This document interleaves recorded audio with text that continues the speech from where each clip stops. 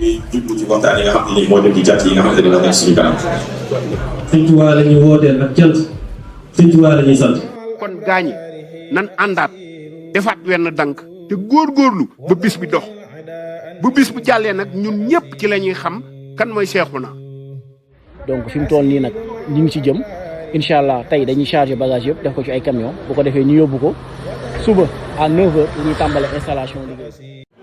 daje murit yëpp rek di leen wax incha allahu rabbi le 2 mai ñu ngi ci woo murit yëpp. di ci woo mbokk taalibe yëpp rek. waaw te comme ni ñu koy waxee rek lépp nag yitte ci yëpp la ñuy jëf ci bis bi yëpp benn yitte la mooy fexe kat ñu yëg Serigne Touba ci bis bi. ren daanaka lu mel ne lu tolloog 11 camions ci li mu mujjee compter teew na ci barab bi te camion bu ne def na ngir wane na rek liggéey bi yokkute gi nga xam ne am na ko. xam naa kaddu yi daal du mën a gudd comme dañu nekk ci liggéey bi waaw organisation bi daal de manière assez ramassée ça a été très longue elle a été très longue l'organisation nécessité woon na ay réunion nécessité woon na it def ay points ak service yi nga xamante ne ñoo bokk liggéey bi caméra régie photo pour la totale, en tout cas toute la couverture audiovisuelle. Il a fallu nous faire des réunions. Donc on fait des récitations de Coran, éventuellement des extraits de Rassida qu'ils peuvent connaître, où on fait des quiz aussi, des questions-réponses avec les enfants et éventuellement et à l'occasion des petits chourels tout tank.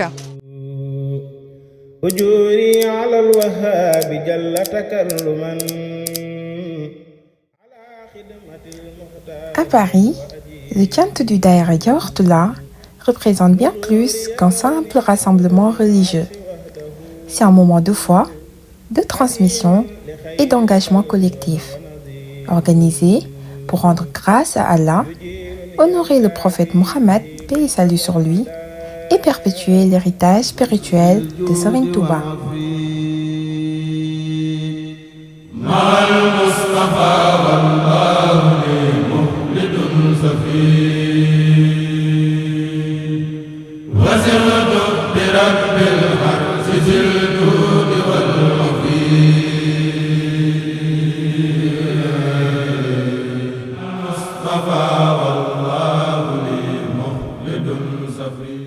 Pendant plusieurs jours, des hommes, des femmes et des jeunes se mobilisent avec sincérité afin de préparer cet événement dans les meilleures conditions. Quelques jours avant le chant, le dernier daïra réunit les différentes commissions, finances, organisation, cuisine, logistique, audiovisuel, accueil. Chaque équipe fait le point sur les besoins et les préparatifs restants. Ici, chacun apporte sa contribution avec une même intention, participer à une œuvre collective dédiée à Allah, au prophète Mohammed, paix et salut sur lui, et à Serigne Touba.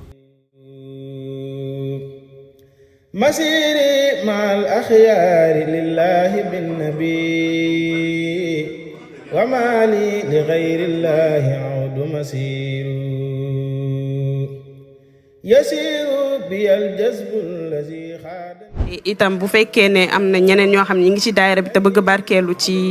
liggéey bi nga xam ne moom moo jëm ci waañ bi mën nañoo contacter bu ko defee ñu jàllale fa seen sas wala bu ñu bëggee juste intégrer tamit commission bi mën nañoo contacter. Le chant, c'est aussi une manière d'exprimer sa reconnaissance et son attachement aux enseignements de Cheikh Ahmadou Bamba.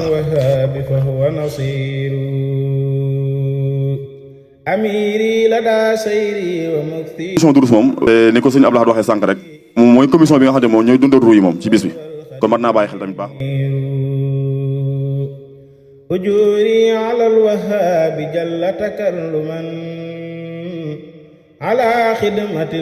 waaw kon xam naa ñu ngi leen di soññaat cant gi ñëw na ba pare kon ñu ngi leen di woowaat cant gi une semaine moo ci des matatul sax une semaine daanaka ndax cant gi jeudi lay tàmbali. xadiman li xayril xalqi wa huwa naziru yujiruni alkaafi bihi min azal ada wa min kulli suin wa huwa jalla mujiru masiri kawni abdahu xaadiman nabi wa amrul baraya lil ilahi yasiru وسقت برب الحرش ذي الجود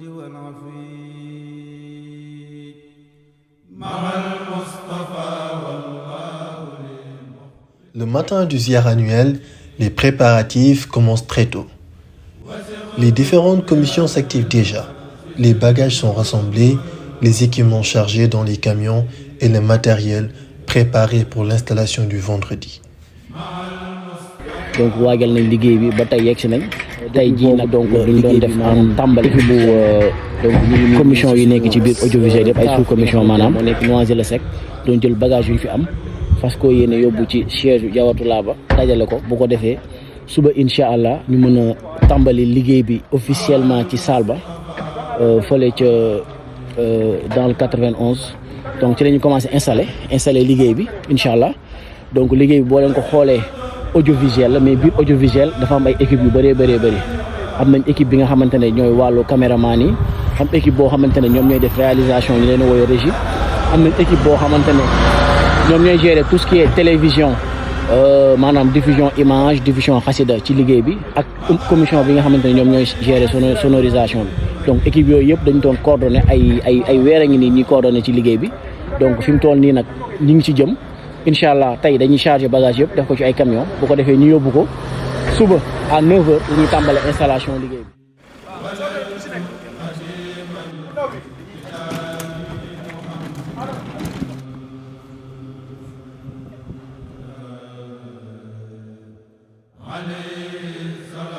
waaw boo xoolee depuis ce matin la ñu récupéré suñu camion daal di am matériel yoo xam ne comme nekkul woon ci même lieu même endroit on est allé dans un point A récupérer fa matériel daal di ñëw ci point B bi nga xam ne mooy suñu cave bi nga xam ne la ñu am Noisy-le-Sec pour récupérer matériel bi desoon léegi matériel bi nag chargé nañ ko nii ba pare ba xoolee mbokk taalibe yi nii ne nag direction siège Diawartoulah la bu ñu demee daal di ñoxali jël fa ba deuxième camion bi chargé ba mu fees rek ayca daal di takku jóg jaa ngeen jëf.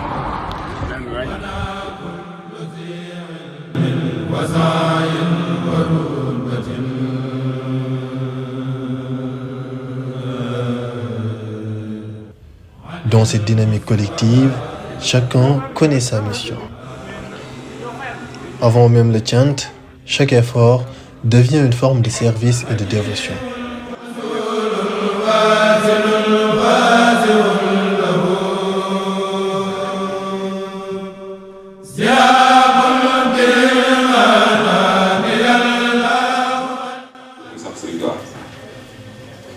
sant Sëñ Tuubaa nag moom la ñu woote moom la sëriñ bi dimbali ñu taw feexal ñu bañ mangoo woon ndax mu ñu ko waxee woon sax mooy sant Sëriñ Tuubaa ci taw feex gi nga xamante ni taw feexal nañu ko sant suñu borom ci taw feex gi nga xamante ni taw feexal nañu ko Sëriñ Tuubaa kon nag nañu santaat suñu borom bu baax a baax a baax a baax sant sëriñ balaa sëriñ bi di yegg si nag li ñu bëggoon a waxtaane waat suñu diggante ñun suñu biir mooy ak taalibe nag weesuwut bàyyi sa bopp sëriñ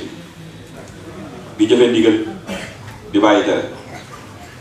nangoo am kilifa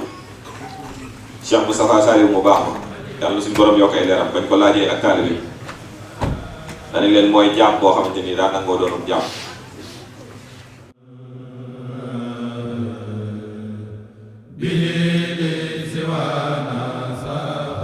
Puis dans l'après-midi, l'atmosphère change. Le ziar annuel débute dans un climat de recueillement et de spiritualité, permettant aux fidèles de se préparer intérieurement avant le chant.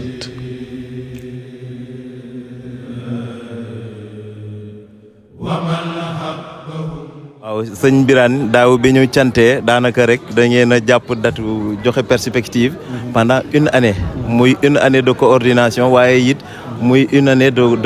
d'organisation interne ak coordination externe avec les partenaires xam naa ci bu njëkk rek ana naka ngeen doxalee diggante daaw ak ren ci organisation communication interne bi di ngeen ko waajalee diggante commission yeeg yooyu. xam nga ne daara Diawartoulah moom bu ma nee bisu cant yi sëñ Abdou Aziz Khadim Awa Ba moom moo koy fixé mën naa ne at mu ne buñ cant ba pare wala bala ñoo cant sax dina joxaat at ma ci topp ban dat lay doon ñu ko siy sant bu baax di ko si ñaanal suñu borom yàggal te wéeral ko ci liggéey bi muy def fii ci Europe. waaw loolu nag day jar bu fekkee ñoom xam nañ ko rek fi mu ne bu cant ki jàllee rek dañuy tàmbaliwaat fas yéene dox ci bu déwén bi ndax xam nga ñun moom sant sëriñ bi mooy suñu lépp te mooy cislaayu daara ji ba tax na heure bu ñu sëñ bi joxee ndigal li ba pare rek daara ji yëpp dañ koy mobiliser bu bàyyi ko xel bu ko defee commission yëpp commencé dox jëm ci cant gi ndax ñun amuñu lu dul cant gi ndax cant Sëñ Tuubaa lu ko gën a kawe moom amul ba tax na noonu daal lañ ko organiser bu ñu sëñ bi xasee jox date rek ñu fas yéene jox rek jëm ca loolu incha allah.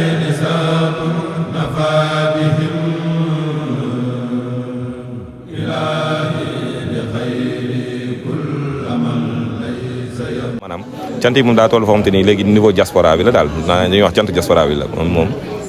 boo ci booleeg mbokk Sénégal yi xam dañu jógee Sénégal di ñëw di teewee cant yeeg yow sax moom daal day mbiri Sëñ Tuubaa daal nga xamante ni Sëñ Tuubaa moo ni toll Sëñ Tuubaa moom àdduna la ko tax a ñëw moo tax cant yi daanaka fépp ci àdduna bi la nit ñi di jógee di ko teew si daanaka moom ñi ñu ko njëkk a ceqal daal mooy communication moom fi ñu koy tàmbalee mooy au niveau local nga xamante ni maanaam mbokk daayira yi nga xamante ni bokk nañoo ak ñoom nekk ak ñoom ci Île-de-France bi ñoom la ñuy tàmbalee suñu communication bi nag di ko élargir bu ñu noppee foofu xam nga rek li ñuy wax séddale moom tàmbalee ci fa nga war a tàmbalee rek daanaka dañ naan ndox du jéggi kan te feesul waaw moo tax daanaka bu ñuy tàmbalee dañuy tàmbalee ci ñi nga xamante ni ñoom ñoo ñu gën a jigee mooy mbokk taal bi nga xam ne ñoom lañ séqal liggéeyu Île-de-France bi buñ ci jógee nag door a wër ci mbokk taal bi nga xam ne ñoo nekk ci France beeg ñu nekk ci diaspora beeg yëpp rek ak ñi nga xamante ni ñooy jógee Sénégal di ñëw di teewee see cant yi noonu daal dañuy organiser woo te alhamdulilahi rabbil alamin suñu borom a ngi ciy def tawfiix bu baax a baax a baax a baax daal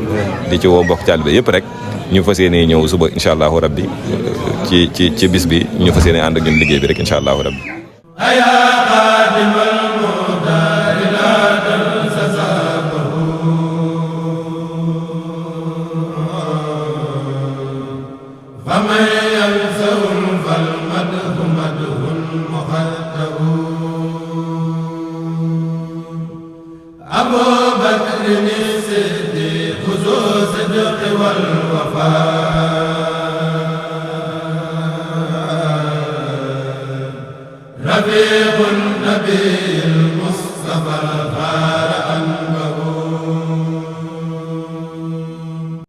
organisation bi nag xam naa ne moom xajul sax ci jotaay bi ñu mën a wax ndax daanaka mbir la moo xam ne mbokk taalibe yi ñu ngi koy waaj mënees naa wax ne bañ weesoo canti daaw yi ba tey ndax daanaka tàmbali nañ depuis plusieurs mois ay atelier de travail yoo xam ne waa commission organisation ñoo koy piloté yoo xam ne commission bu ci nekk dañuy def ak yow ay points yu bëree bëri daal di fexe tënk li ñu woowee feuille de route yi mooy nan la bis bi di demee course yeeg luy ség bi lépp nan nañ koy tënkee ba keroog ñu yeeg ci bis ba incha allah léegi nag fi mu toll nii nag comme ni ngeen ko gisee ñu ngi ci bisu ziar bi am na course yu bëree bëri yoo xam ne mbokk taalibe yi jot nañ koo amal ba noppi waaye nag mbir mi dëgg-dëgg moom suba lay tàmbali incha allah muy ci ajuma ji nga xam ne ajuma suba incha allah ci 8 heures du matin nañuy jot salle bi bu ñu jotee salle bi nag ci ñuy tàmbali installation yi comme ni ñu koy waxee rek daanaka nag organisation bi ren moom wax dëgg bari na innovation yu bëree bëri ndax xëy na ren moom comme ni ñu ko xamee commission bu ci nekk yow yaa tënk li nga xam ne moo jëm sa wàllum budget daanaka yow yaa tënk budget jëwriñ commission yi tamit daal di amal collecte bi ba moo tax wax dëgg yàlla mbokk taalibe moom amoon nañ innovation yu am solo yoo xam ne ku teew ca bis ba moom dana gis ni ñii kat wax dëgg yàlla alhamdulilah Serigne Touba jaral na leen waaw te comme ni ñu koy waxee rek lépp nag yitte ci yëpp la ñuy jëf ca bis ba yëpp benn yitte la mooy fexe kat ñu yëg Serigne Touba ci bis bi mooy sant ko kat ba murit bu nekk xam ni kat tey jii kat yéene moo doon sant Serigne Touba donte maanaam amul kàttan gi donte mënu ko sax waaye ñu jéem koo sant rek te tamit bu ëllëgee ñu am jaajëfam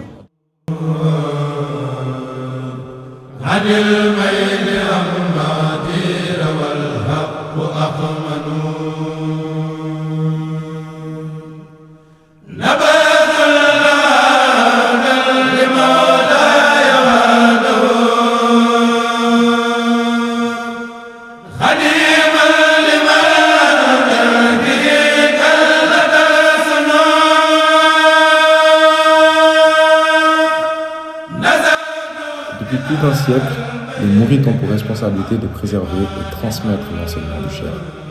Partout dans le monde, les talibés s'organisent pour faire vivre cette mission, que ce soit dans les villes, dans les quartiers ou dans les daïras.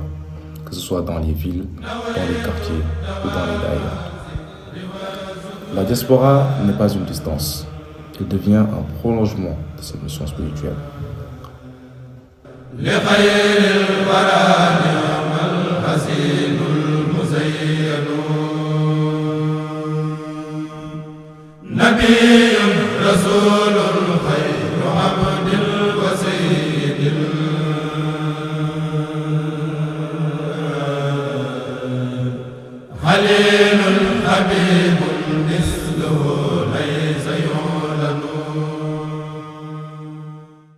À la veille du chant,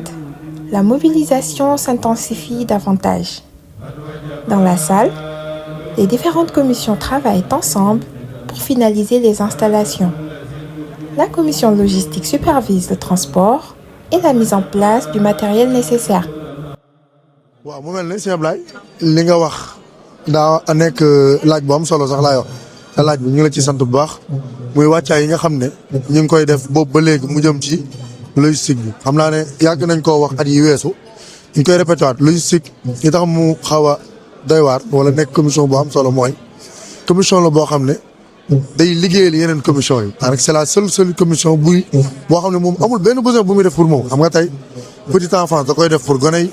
audiovisuel da koy def peut-être pour kii pour ñan yeeg ñooyu mais ñun fi mu ne yeneen commission yi lañ fi nekkal waaw loolu nag li mu wund mooy maanaam dafay laaj une organisation boo xam ne day étroite boo ko woowee étroite maanaam day doon loo xam ne lu fin lay doon lu woyof lay doon waaye day ànd ak une collaboration boo xam day complète par rapport ak yeneen commission yi ci waxtaan ci ay xalaat donc boobu ba léegi ay weer a ngi nii ay semaine ñu tàmbale ay réunion di ko def ak ñoom di waxtaan ak ñoom di organiser di teg di leen laaj seen planning seen timing date yi yeeg bis yeeg barab yi ñu war a jëli bagage yi indi ko ci salle bi ba ci dellu si ba après nu muy demee yooyu yëpp ay liggéey la yoo xam ne en amont lañ koy def laata bis bi di jege si waxtaan ci def ci ay réunion tawfeex gi nag mooy at yi weesu daanaka at bu ne rek daa am lu muy yokk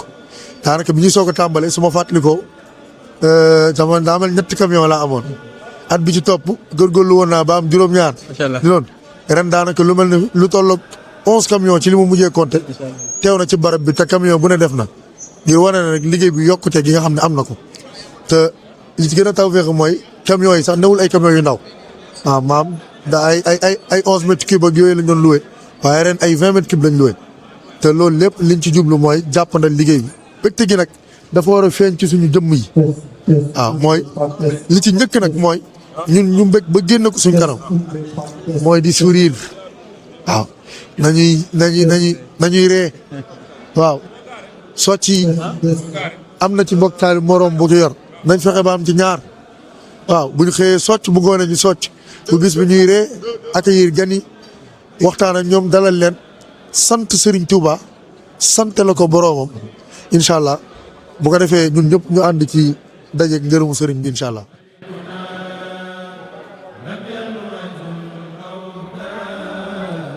Là actuellement boo xoolee fële si ginnaaw gars yi ñu ngi ci préparation structure bi et fii nii ñu ngi am préparation plateau bi. La commission organisation veille à l'accueil et à l'installation des participants dans les meilleures conditions.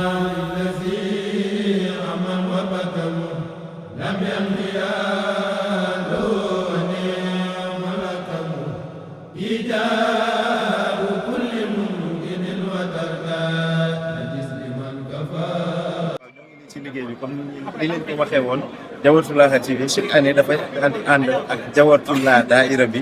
ngir mën a ñoxal liggéey bi nga xam ne ñu ngi koy amal muy cant bi léegi ren nag bu ngeen xoolee structure gars yi teg nañ ko ne fi ñu toll ci liggéey bi laa bëgg a wax donc gars yi teg nañ structure bi caméra yi yëpp teg nañ ko daanaka écran yi lu ñuy mat régie yi tamit gars yaa ngi ñoxali foofu xam naa di ngeen sax sekk waxtaan ak ñoom donc xam naa kaddu yi daal du mën a gudd comme dañu nekk ci liggéey bi waaw organisation bi daal de manière assez ramassée ça a été très longue elle a été très longue l'organisation nécessité woon na ay réunion nécessité woon na it def ay points ak service yi nga xamante ne ñoo bokk liggéey bi caméra régie photo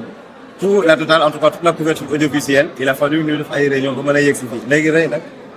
programme yooyu ñu amoon ak planning yi nga xam ne moom la ñu doon prévoir moom la ñu bëgg a dérouler moom la ñuy dérouler fi ñu nekk nii daal di dox rek jëm ci cant ga suba incha allah daa ngeen bi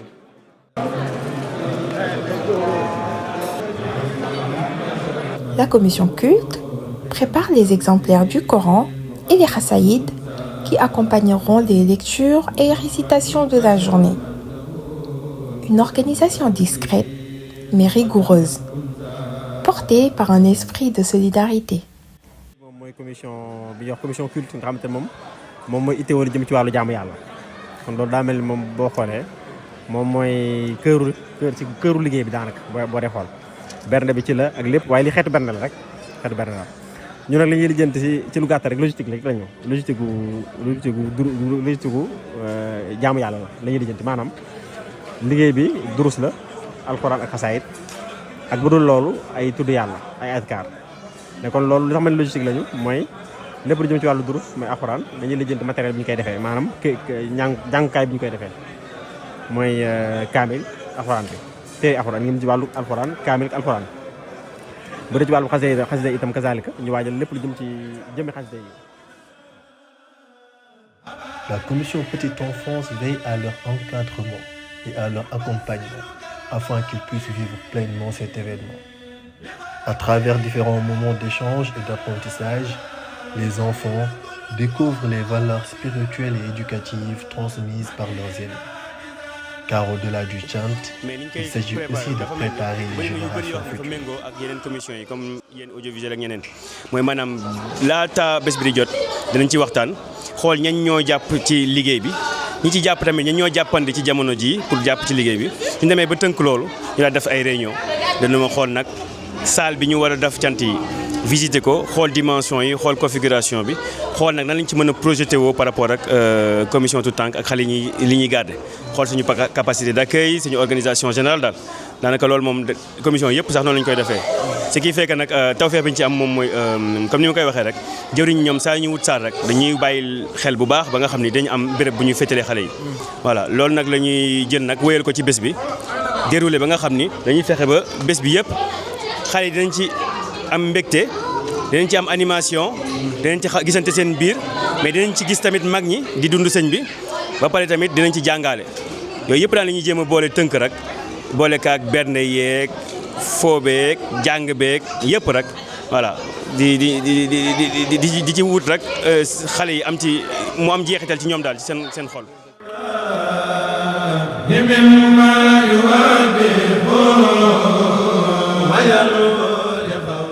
La commission cuisine prépare les repas destinés aux invités afin de perpétuer les valeurs de partage et de générosité enseignées dans le mouridisme.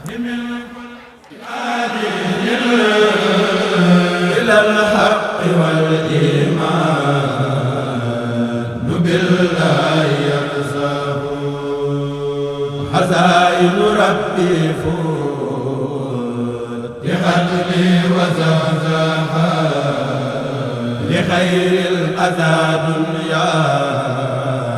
وأخرى وبرزاه خذي شكر مني جرها وبشرا به المصطفى يا خير هاد الشيخ خرجت مع بربي من الآذى ولا ينتهي نحوي الذي يتبسم خطابك يا خير البرايا سعادتي يؤمن كل يوم في السور ينفاه غدت العدا عني وزازت من باهوا إلى خيرنا والكل قد كان يبلغ خديمك راض عنك فاقبل شكره لوجه الذي منه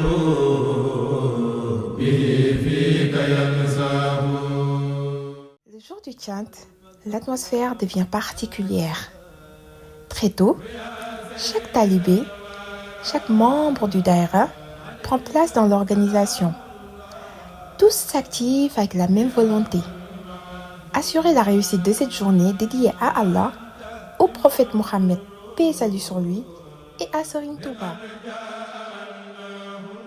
Les invités sont accueillis et orientés avec attention. Les lectures du Coran, les récitations de Rassaïd et les invocations rythment la journée dans une ambiance de recueillement et de sincérité.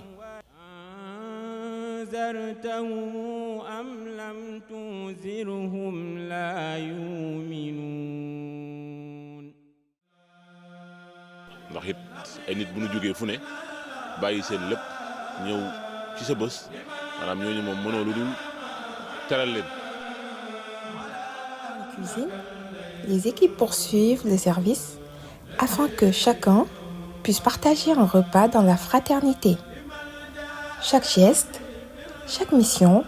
et chaque effort sont accomplis avec l'intention de rendre grâce et de servir dans la sincérité.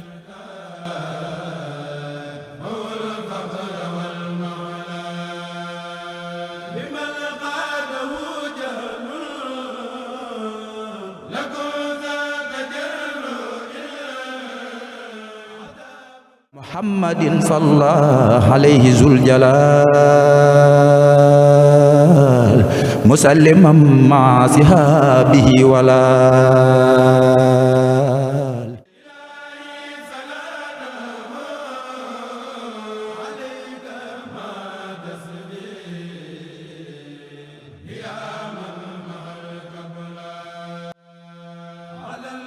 Abdoulaye Ndiaye ñoo ngi lay nuyu di la ziar di la dalal xam naa nag benn laaj sax lañ koy def rek daal di tënk ndax gis nañ ne loxo yi jàpp na lool daaw dañu cant sëñ bi joxe ndigal fixé date ngeen koy waajal ba ñu yegg si fii gis nañ lépp fekkee nañ tamit yu bëri ak yëpp yoo xam ne tam da ngeen ko def en off daal ni ma ko mën a waxee ndax lépp dee su ko feseel xëy na ana naka ngeen doxee daaw ba fii ñu yegg si ak rek naka ngay dundee bés bi naka ngay dundee cant gi daal cant gi. loolu de kii waat la loolu de wax dëgg yàlla xam naa ne salaamaaleykum wa rahmatullah mbokki taalibe ñu ngi siyaare ñëpp di béggewaat ñëpp wax dëgg yàlla tey santaat yàlla suñu borom bu baax a baax si teew bi nga xamante ne teewaat nañ ko si bis bi muy bis cant waaw ndax wax dëgg yàlla moom xam naa ne cant ren gi moom daa ala daw me daal noonu laa ko mën a tuddee ndax xar baax yi nga xamante ne jot na see am si diggante cant daaw ak cant ren ndax buñ fàttalikoo tuuti rek si cant daaw ga si la suñu tuutànk yi ñibbisi woon jóge woon internat Jaawartulaay bi ñibbisi ba ñuy ñibbisi amuñu woon daanaka fuñ leen def waaye ci bis boobu lañ dogu waaw waa Jaawartulaay si lañ dogu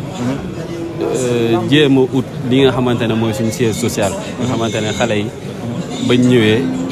nekk nañ fa mun faa wéyal seen jàng ak seen njàngum alxuraan ak njàngum xam ak yëpp rek damañ xoolee tant daaw si mois de mai la woon ba ñuy yegg mois de juillet yaakaar naa gis nañ bien bi nga xamante ne jotoon nañ ko waaw fàggu daanaka fàggoo nañ ko si août bi si safar si lañ jënd bien boobu noonu ndax loolu boo xoolee rek xat baax bu yaatu la ndax bu ñu xoolee liggéey Jaawartulaay gi ci ginnaaw ay juróom benn at lañ dajale un quart bi si daanaka si ñeenti weer si lañ dajale deux quart waaw beneen kii bi des daal maanaam deux tiers bi des waaw deux tiers bi des si juróom benn at juróom ñaari at lañ dajale un tiers bi si ñetti at si ñetti weer autant pour moi si lañ dajale deux tiers yi loolu ku ko gis xam ne xar baax la waaye nag sëriñ bi defal ñu si ay tawféex yu yaatoo si bërëb bi si amel beeg lépp rek moo tax wax dëgg yàlla cant gi moom waaw boo gisee miir bi ni mu mel rek ak nit ñi nañ mel si ginnaaw rek lépp rek da nga xam ne wax dëgg yàlla sant sëñ Tuubaa moom dañ koy def rek fuñ si yem rek ñu xam ne foofu lañ si yem waaye buñ sañoon lépp lu ñu am lu ñu mën danañ ko si def te ku xool bis bi rek ni mu alaa daw ma nga xam ne moom wax dëgg yàlla murid yi bëgg nañ cant nañ daal waaw bëgg nañoo liggéeyal sëñ Tuubaa sant nañ yàlla si suñ borom si lim ñu xewalalee sëñ Tuubaa waaw loolu moom ñoo ngi koy sante yàlla suñu borom bu wér a wér a wér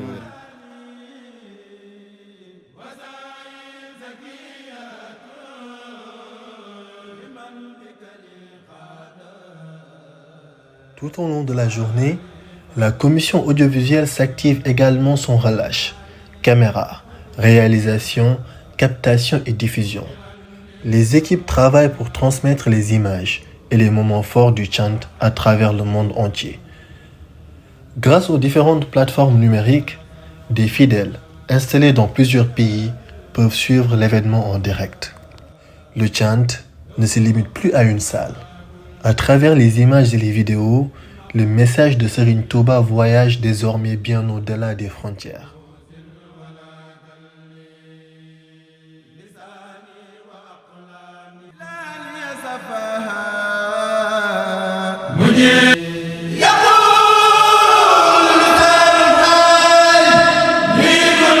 يقول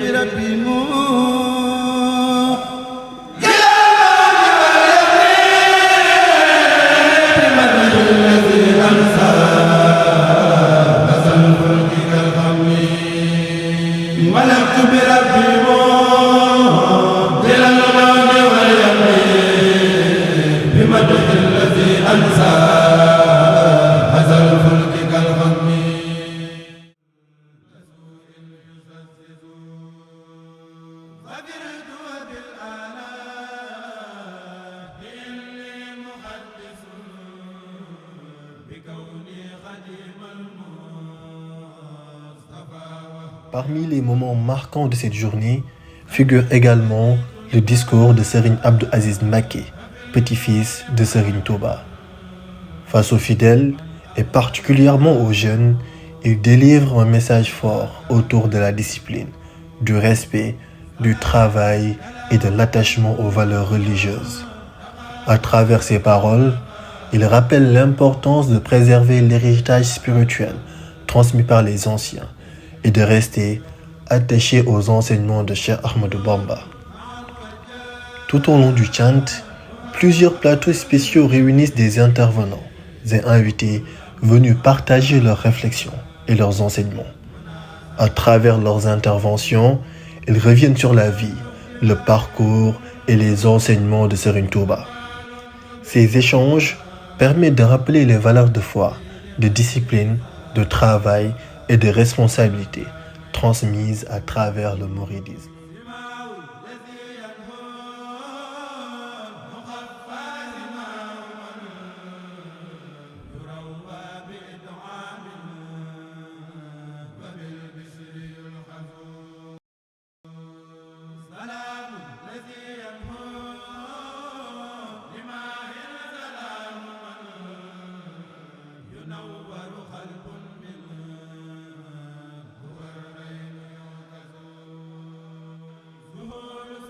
À travers ce chant,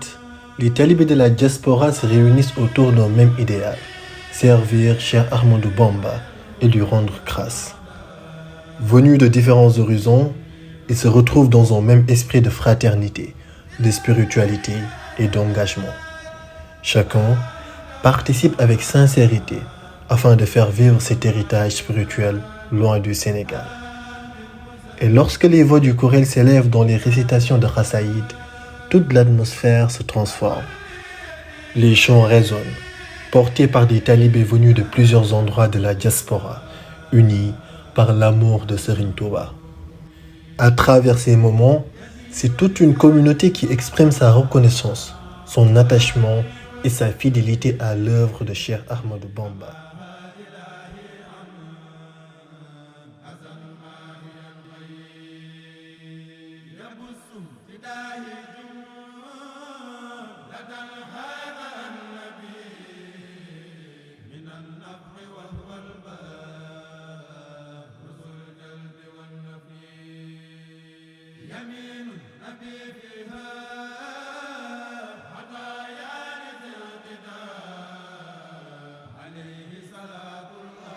Pour la sous-commission animation, donc voilà, on a plusieurs membres grandissantes au fur et à mesure. Toute personne volontaire à la sous-commission animation est toujours la bienvenue. On essaye de proposer différentes activités, que ce soit manuel, lecture ou éventuellement aussi en lien avec donc, la religion. Il y a des activités donc,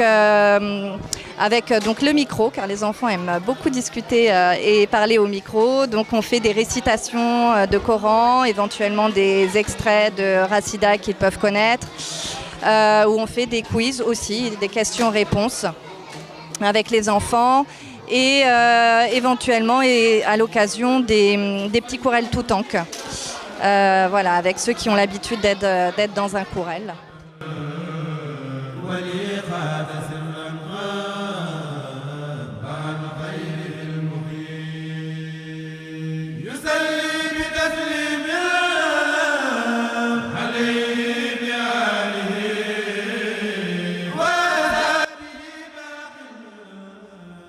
Derrière la spiritualité et l'organisation du chant, il y a aussi un travail discret mais essentiel, celui de la commission hygiène.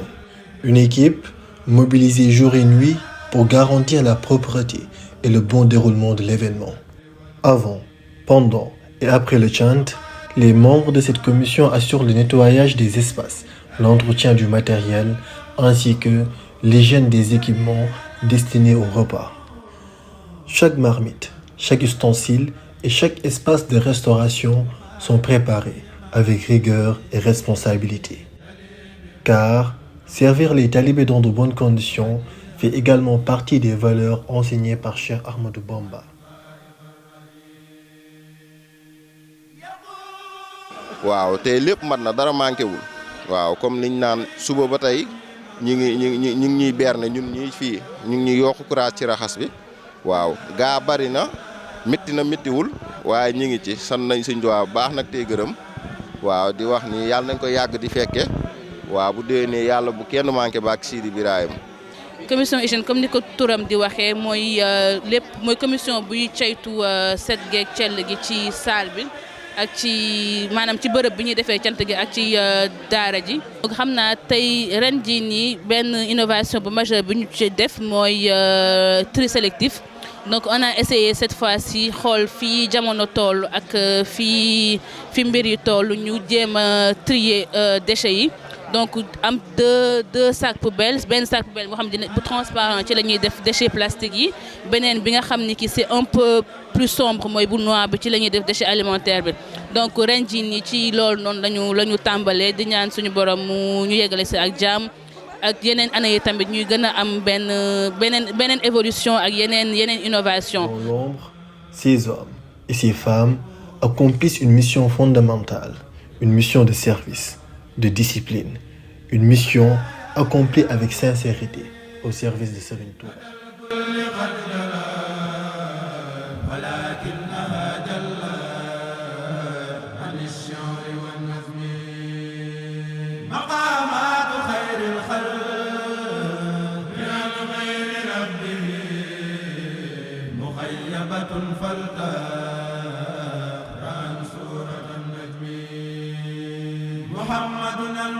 Le Chant du Daïra Diawartoulah est bien plus qu'un événement religieux.